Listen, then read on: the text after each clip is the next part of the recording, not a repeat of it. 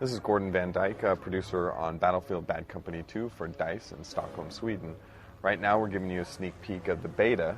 I'm going to show you how everything starts off. First, you're going to start off as either an attacker or defender on the rush game mode. You're going to see a selection of kits. It's going to actually remember the last kit you were previously, and also if you selected new equipment. So we're going to pop in as the engineer really quick. Now, when you spawn in, you're going to be able to either pick from your main base or actually spawn in on one of your squad mates, and you'll be able to select exactly who it is you want to spawn on it, as long as they're alive. So we'll spawn on our friend here. And right now we just took an objective. We're trying to take this objective right here, so objective B. And I died. As you can see, the death cam, kill cam, doesn't really give away the attacker's position. Necessarily, it just kind of gives you a sneak peek of who it was that killed you, so you can kind of try and avenge that.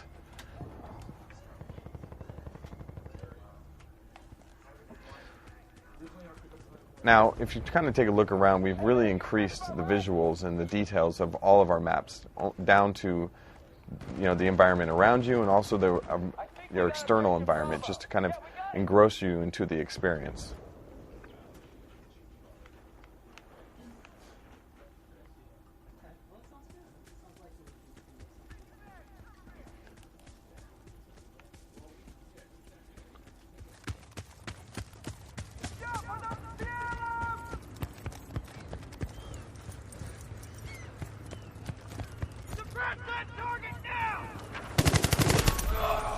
This is Wolf 2. The new coordinates have been received. Everything's secure over here, and we're headed out. On the rush game mode, you're going to have different locations, and you can actually set attack calls for your squad on the different objectives to kind of help finalize your strategies that you're using or you're discussing over VoIP.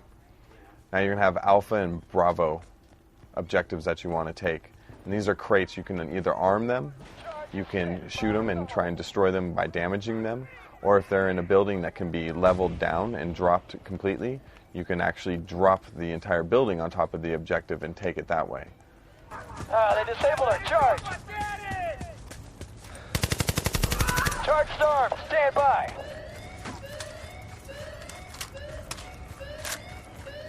All your squad mates are always going to be highlighted green, and you can also see them next to the minimap, and you can see what kits they are, and if they're in a vehicle, it'll let you know that as well. We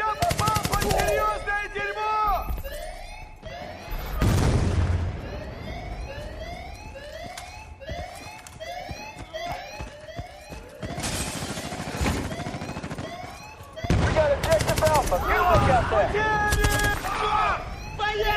there. As you can see, I'm pretty good for a death.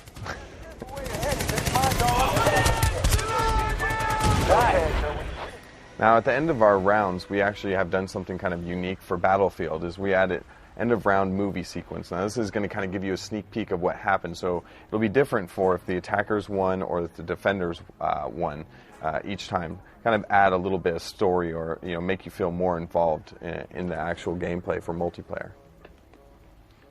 In the end of round screen, you're going to be able to see different things. As you can see, is the list of my stats, showing me my total score and how much I scored for each kit, if I played different kits, how many deaths, how many kills, and which weapon I scored the most with. And also the dog tags below, and shows me what pins I've been awarded or the dog tags I've taken from other soldiers, and an increase for my unlocks for the engineer kit. So as you can see, you'll be able to unlock specific weapons in vehicle unlocks, and it's dependent on what kit you play and what actions you take during the game. So all the unlocks are specific to that scenario.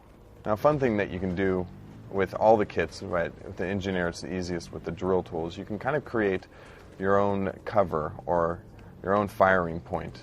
Kind of use that to kind of sneak up on enemies, or use it to make it harder for them to kill you. You create a micro destruction, little vantage point.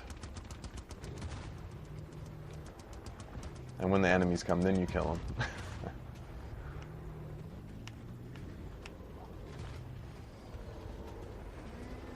Now, cool thing is, you can get in, you can co-pilot in vehicles. So you can get in the gunner point. I'm going to get in the gunner point in this vehicle. And a key thing about this is when you have vehicle unlocks, when you jump in the vehicle, your vehicle unlock will combine with the pilot's or vice versa. So if one has the armor upgrade and then the other person has the radar, the vehicle will get both the radar and the armor. But you'll never be able to kind of double things up. So if you both have armor, you're not going to get twice the armor improvement. You only get the same as if you had one.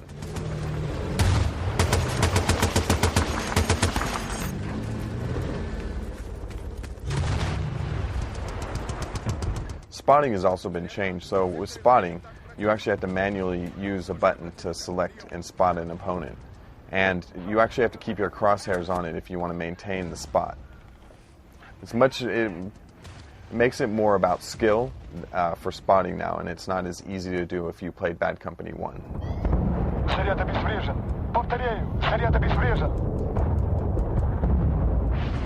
Right now you see me playing as a defender, so my objective, now the crates are marked in blue. So anything that's ever marked in blue is your friend, and if it's green, again, it's your squad mate. So now my objective is to defend it.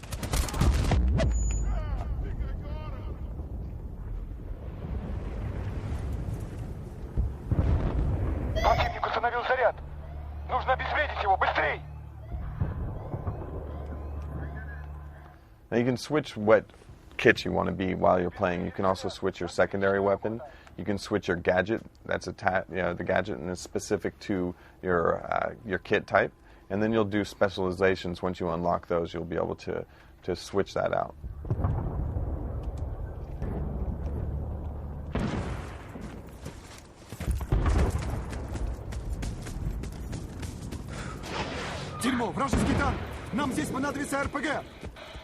So now that I've spotted him, now that I'm not maintaining my line of sight with him, I lost the spot. Now I reestablished it to help out my teammate that had the tow missile, the static one. Another cool thing is that when you do actually spot someone, if somebody gets a kill with that spot, then you'll get a point for spotting them.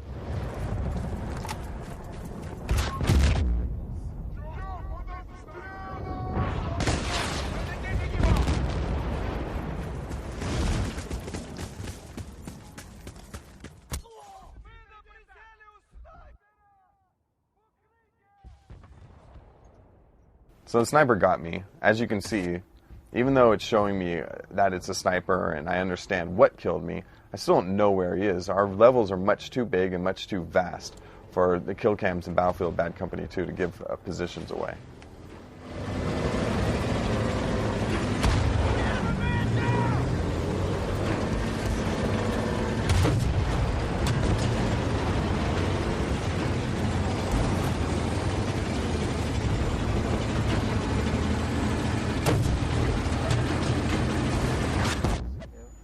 So, as you can see, I just got hit. A trick to do when you're battling in a tank is that actually dependent armor is specific to the vehicle. So, the back of your tank is more susceptible to damage than the front. So you always want to kind of have a front stance when you're going into a tank fight. Otherwise, you're going to lose to the guy that kind of positions himself behind you. So right now, what I'm going to show you is I can resurrect my teammate and bring him back to life. And that's really key when you're playing. The strategies that go behind that are endless, and it really helps out, keep the flow of your team and let your squad progress and keep their position of defense, or if you're attacking, keep your